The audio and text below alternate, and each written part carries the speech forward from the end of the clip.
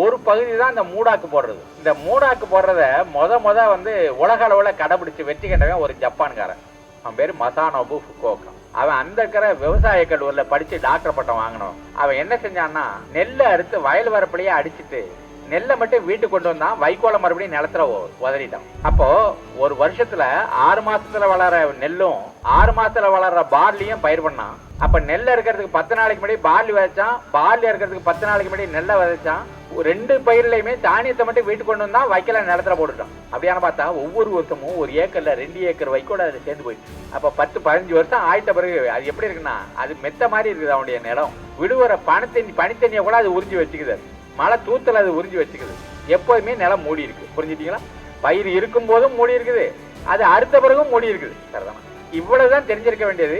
நம்ம நிலம் எல்லா காலத்திலும் மூடி இருக்கணும், இது திறந்து போடக்கூடாது.